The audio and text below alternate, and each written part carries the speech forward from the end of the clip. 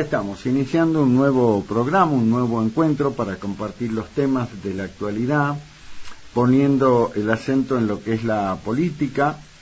Ya hemos hecho la curva, ya hemos hecho el codo, como se dice en el tour, y ya encaramos por la recta que nos lleva hacia el disco, con el tema de las elecciones primarias abiertas, simultáneas y obligatorias nacionales, las PASO, porque exactamente faltan 10 días, 10 días para que tengamos que ir a votar.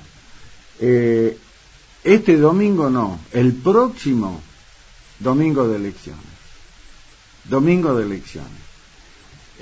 Así que estamos ya en el tramo final, como decimos, de una campaña, porque estamos ya en tiempo de campaña, donde indudablemente que los candidatos, más allá de la pertenencia partidaria, los precandidatos, nos expresemos con propiedad, los precandidatos, más allá de la pertenencia partidaria que tengan, tienen que pelear, tienen que luchar por sobre todas las cosas contra la indiferencia de buena parte de la sociedad.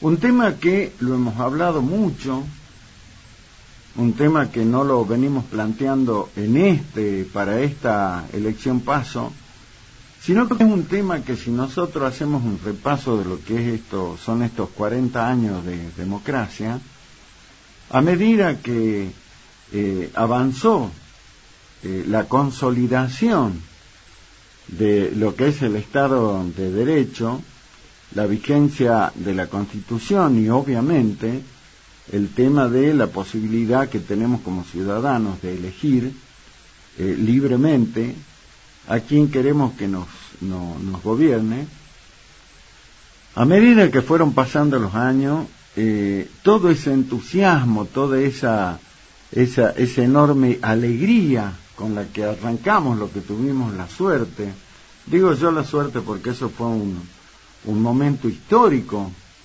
en la vida, iba a quedar para la historia, lo que fue esa democracia recuperada en el año 1983, para quienes tuvimos la suerte de vivirlo, y más aún siendo jóvenes, ¿no? Fue una cosa espectacular. ¿Por qué? Porque, nosotros que éramos jóvenes en esa época y quienes tenían la edad que ahora tenemos nosotros, todos, más allá de las edades,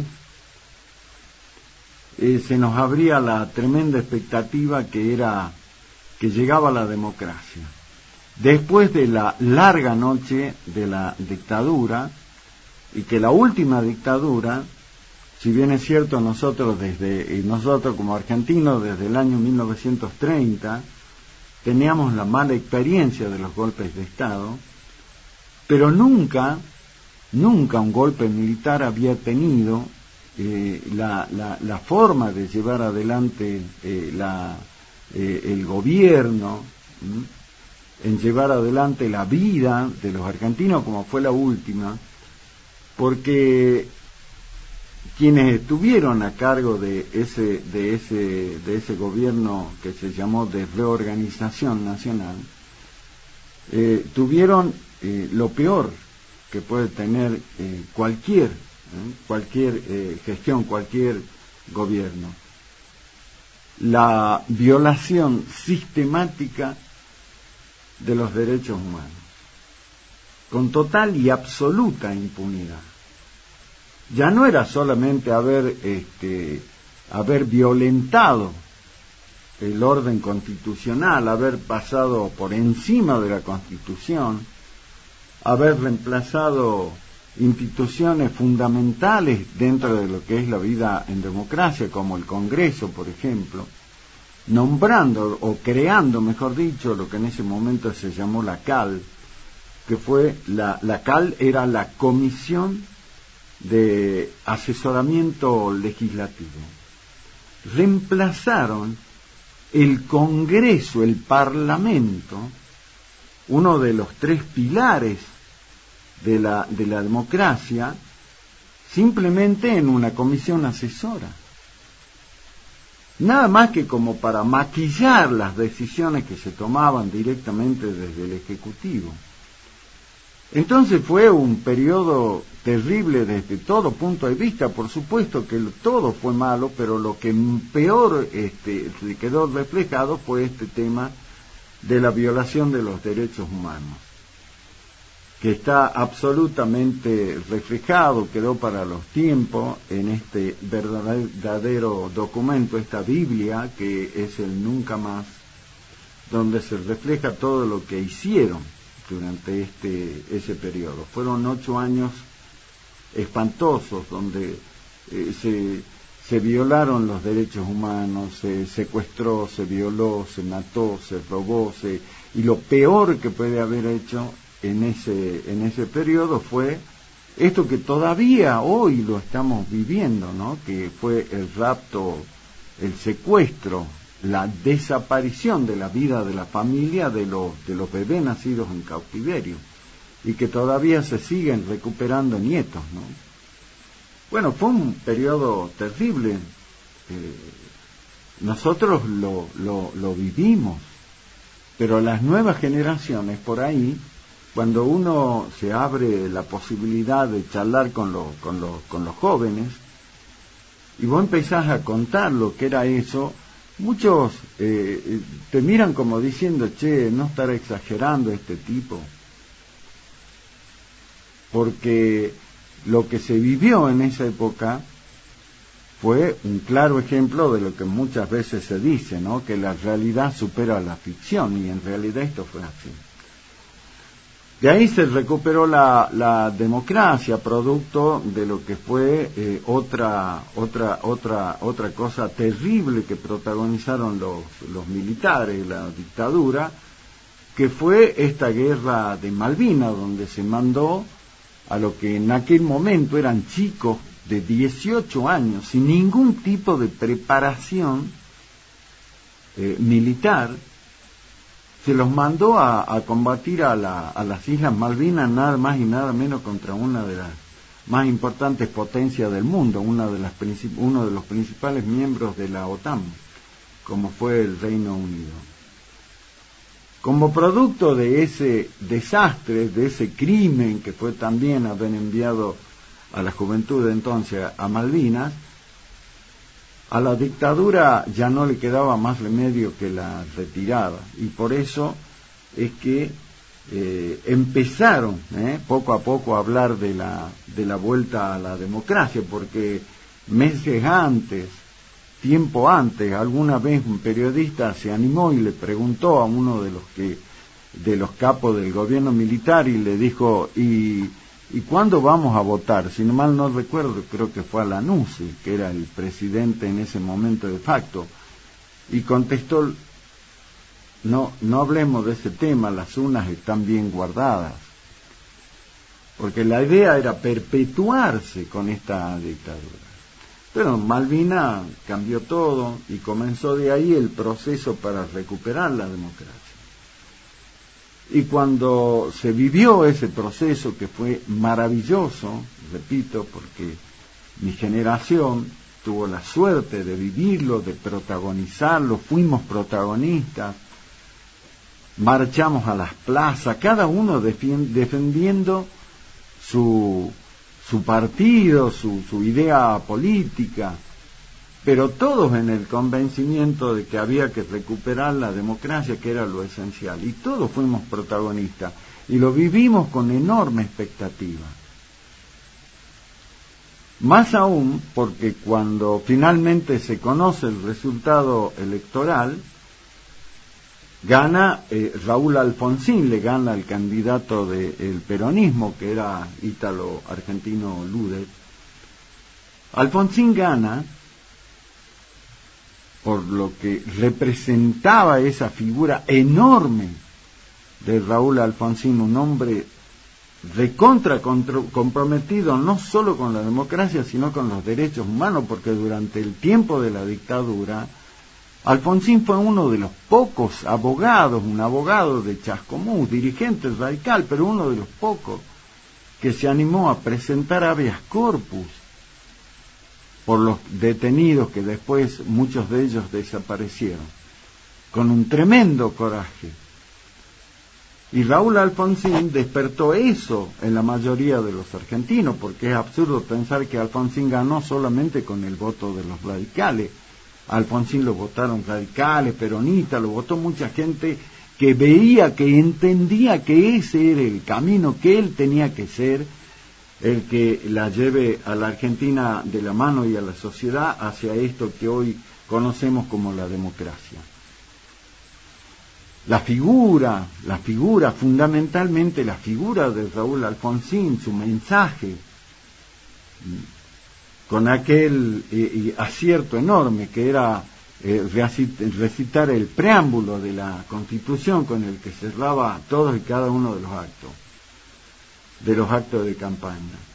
Y también con lo que él repetía en cada acto, y que se grabó, al menos nos quedó a nosotros grabado en el inconsciente y en el corazón para siempre, porque Alfonsín decía: con la democracia se come, con la democracia se cura y con la democracia se educa. Y eso le quedó a todos los argentinos, inclusive a los que no lo votaron. Les quedó a todos. La idea era que la democracia, esa palabra era una palabra mágica, que simplemente con la democracia, como decía Alfonsín, se comía, se curaba y se educaba, pero también se solucionaban otros temas, y cuando se empezó a transitar ya el camino propio dentro del sistema democrático, empezamos a encontrarnos con las 1001 barreras, que las tuvo el propio Raúl Alfonsín, el presidente, en su gobierno. Primero con lo que fue una oposición total y absolutamente desubicada, ¿no?, por parte del peronismo, un peronismo perdedor, perdidoso, que no se bancó esa derrota y utilizó una figura como la de entonces, era el líder y conductor de la CGT, Saúl Ubaldini, que a ese gobierno recién instalado, recuperando la democracia, le hizo 13 paros. Inconcebible. 13 paros. Todo eso fue realmente la carga con la que tuvo que soportar el gobierno de Alfonsín, y después aparte el ataque de siempre de los sectores que siempre están ahí al acecho. Los sectores económicos, porque lo de Alfonsín fue un golpe de Estado económico más que otra cosa, y que lo llevó a tener que entregar el gobierno, que en ese entonces no se había reformado la Constitución y el mandato presidencial era de 6 años, y lo tuvo que entregar 6 meses antes, y lo hizo Alfonsín con un tremendo sentido de lo que él había planteado: democracia para siempre, no tenemos que permitir que otra vez volvamos a otro sistema que no sea este. Y entendió que si tenía que pagar el costo político de dejar su gobierno antes, lo tenía que hacer para salvaguardar eso. Y así lo hizo. Y de ahí, bueno, viene la otra historia. Ya llegó Menem con todo, Menem con revolución productiva y salariazo, pero en realidad apenas asumió, hizo todo lo contrario, salió con los enemigos y adversarios históricos del peronismo, como Álvaro Alzogaray, la UCD, bueno, con todo. Arrancó con el desguace del Estado, las privatizaciones, y ahí vimos cómo apareció la privatización de YPF, de todo. Y empezó la Argentina a caer. Empezó a caer.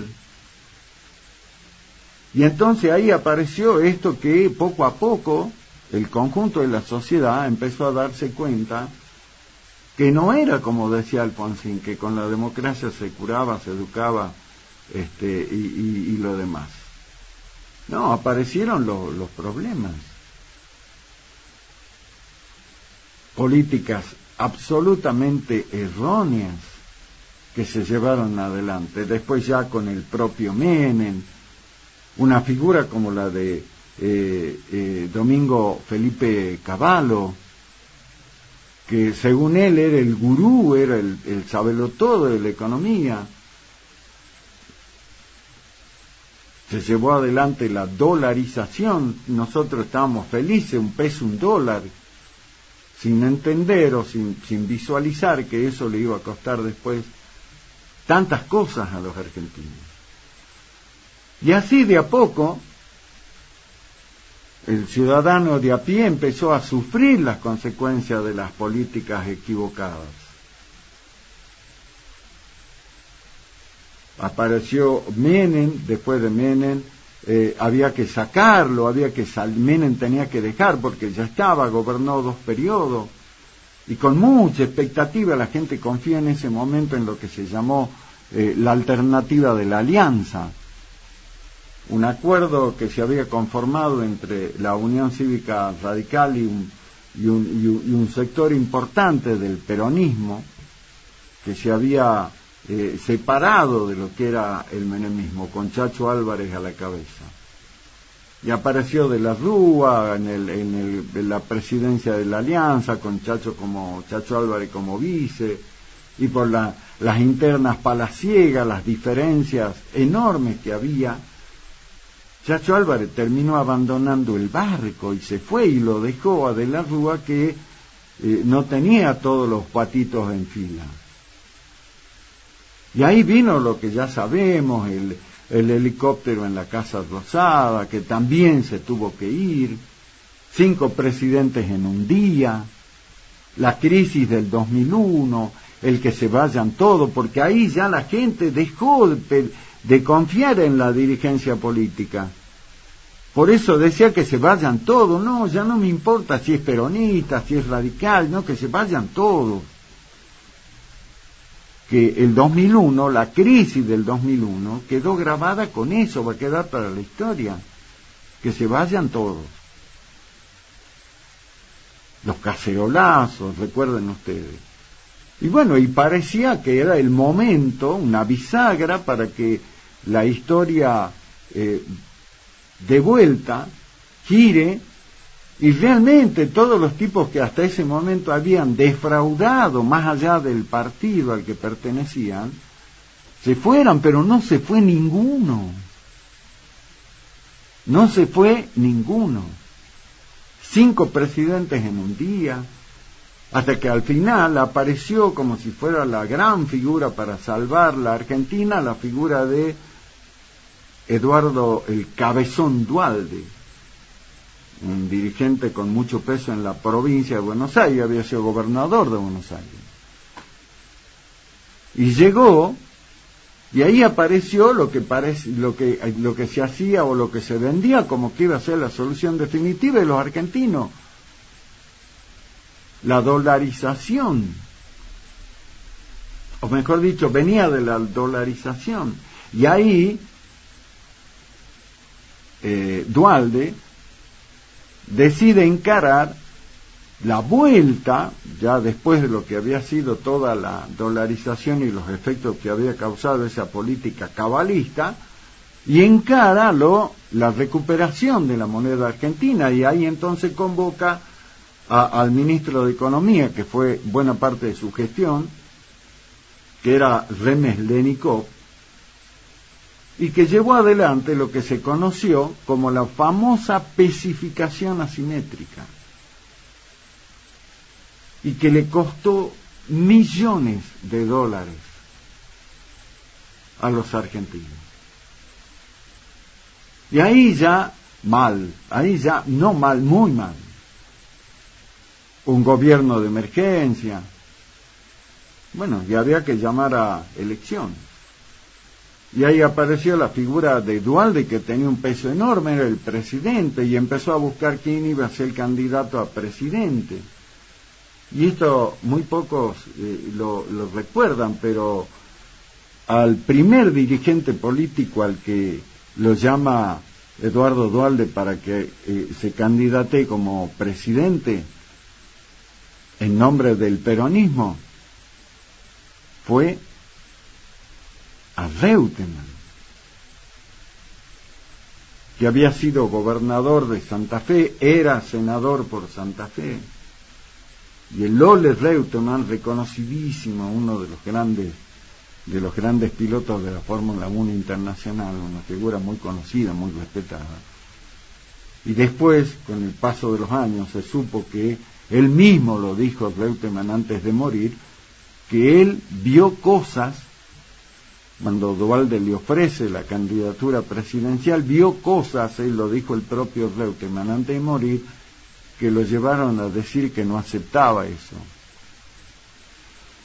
Y entonces, ¿qué hizo Duhalde? Y Duhalde recurrió a una figura de un gobernador muy poco conocido,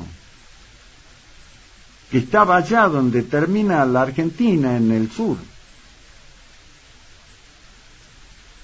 Y apareció la figura de Néstor Kirchner, que para el 90% de los argentinos decían, che, ¿y este quién es?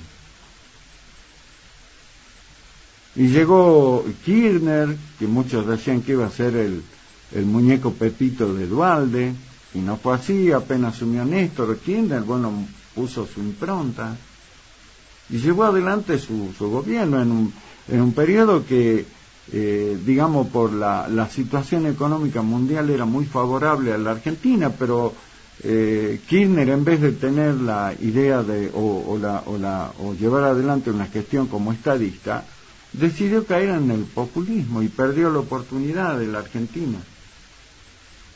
Y ya lo demás es historia conocida, ¿no?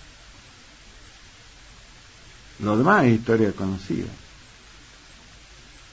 Vino su gobierno, después él murió, apareció Cristina, y lo que es la historia, ¿no? Porque Cristina es presidenta porque muere Néstor Kirchner, pero no porque él hubiera sido electo, sino porque se sabía que iba a perder el kirchnerismo o el peronismo esa elección, y la muerte de Kirchner, de Néstor Kirchner, hace que la gente, ¿no es cierto?, se incline por la viuda doliente y la vote para presidenta. Y después ya todo lo que conocemos, ¿no? Todo lo que conocemos, la enorme corrupción de Cristina, del kirchnerismo, con todo, Lázaro Báez, bueno, tantas cosas, ¿no? Y ahí, ¿quién paga el pato? Y la sociedad, la gente. Y pasamos de tener un porcentaje de pobres que era importante, pero no de la magnitud que tenemos ahora, y eso fue creciendo año a año, gobierno tras gobierno, y hoy, digamos, a este año, a esta elección, con más del 40% de los argentinos pobres, y de eso un porcentaje muy importante en la indigencia absoluta. Y creció la corrupción, y creció la inflación, todo lo que trae aparejado. El desempleo, el narcotráfico, la inseguridad, bueno, todo lo que vivimos hoy. Entonces hoy la gente, el ciudadano de a pie, que a lo mejor muchos no tienen esta historia que uno la tiene en la cabeza, uno porque es mi laburo, digamos, soy periodista político, pero también porque lo viví, pero hay mucha gente que no tiene esta secuencia que yo le acabo de contar, no la tiene en la cabeza y no tiene por qué tenerla tampoco, pero sí tiene la sensación, el sentir diario que esta democracia no le cubre sus necesidades, no le ayuda a resolver sus problemas. no le ayuda a resolver sus problemas. Fue la propia dirigencia política la que se encargó de marcar este abismo cada vez más ancho entre gobernantes y gobernados, donde la propia dirigencia política hizo todo para cubrirse, para dejar a salvo sus intereses y que la gente se las arregle. Por eso es que la gente ya dice, dejó de pertenecer a los partidos políticos. El boom, la fiebre de afiliarse a los partidos que fue en el 83, empezó a caer poco a poco y hoy prácticamente nadie se afilia a ningún partido político. Al contrario, todo el mundo se va de los partidos políticos. Y los partidos políticos, que eran lugares espectaculares donde se revalorizaba, se enseñaba a valorar la democracia, hoy son casas fantasmas, casas vacías. Y entonces hoy la democracia ya no es aquel atractivo que fue para nosotros. Y por eso es que la gente, cuando llega el momento de la elección, y muchos lo piensan y dicen, no, conmigo no cuenten. Conmigo no cuenten, y es increíble los mensajes que dejan. Yo no quiero ser cómplice. No quiero ser cómplice de esto, porque si yo los voto, soy cómplice, no importa a quién vote, pero yo le estoy legitimando este bastardeo que se hace de lo que es la democracia. Y termino con esto. El ejemplo más claro de lo que yo les relaté en un rápido repaso de la democracia desde el 83 hasta ahora, es que hoy un outsider, un tipo total y absolutamente de afuera de la política, que reniega de la política, que habla mal de la política y de los políticos, hoy está teniendo una tremenda consideración por buena parte de la sociedad. Se presenta como una alternativa importante electoralmente y terminó esa figura sepultando, electoralmente hablando, a partidos tradicionales como no solo los de la izquierda. ¿Quién podía pensar que un Javier Milei, porque de él estoy hablando, un recién aparecido, un recién llegado a la política, iba a tener la intención de voto que tiene muy por encima de, por ejemplo, no solo los de la izquierda, digo, sino de un Juan Schiaretti, por ejemplo, un reconocido dirigente del peronismo, un gobernador ejemplar de la provincia de Córdoba, una de las que más ha crecido a pesar de todos los problemas que tuvo este país. Sin embargo, Schiaretti con una experiencia probada en la gestión, gobernando nada más y nada menos que Córdoba, hoy tiene una intención de voto de apenas un 4%, mientras que Milei, este recién llegado, el outsider, está arriba del 20%. Y ese es el ejemplo más claro del fracaso de la dirigencia tradicional de los partidos políticos. Porque esa es una responsabilidad de la propia dirigencia política. De todo, porque hay un montón, no es solamente de los del peronismo, de los del kirchnerismo. Hay un montón de tipos que son responsables. Entonces hoy la gente dice, no, ya está, yo ya no quiero saber nada. ¿Por qué? Porque ha estado Cristina, ha estado todos. Ha estado Macri. Con Macri, la expectativa que había que Macri. Entonces la gente dice, no, ya está, entonces yo lo voto a este tipo que tiene pinta de loco, que no le entiendo, no sé qué es lo que quiere hacer, pero no me importa, de última lo voto a él. Y hay otro que dice, no, yo no voto a nadie, ni a Milei, ni a nadie, no voto. ¿Por qué? Porque no creo en el sistema. Y ese es el gran desafío que tenemos. Por eso, más allá de todo esto que es un compendio de fracasos y de verdades, hay que pedirle a cada ciudadano que lo único que no puede hacer es votar, participar, escuchar qué es lo que quiere hacer uno, qué es lo que quiere hacer el otro, y empezar a aislar de la política a los chantas, los chorros, los inútiles, para ver si ya no nosotros, mi generación ya está, pero nosotros ya estamos muertos, ya estamos perdidos, pero sí las próximas, a ver si pueden empezar a ver algún tipo de beneficio, y que aquello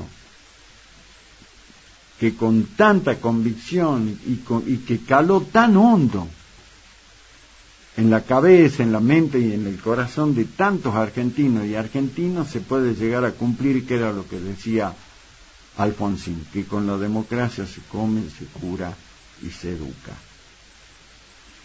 Hay que hacer el esfuerzo de caminar hacia eso que decía Alfonsín. Pero lamentablemente en este escenario actual hay mucha gente que no dice no, ya está, eso ya pasó.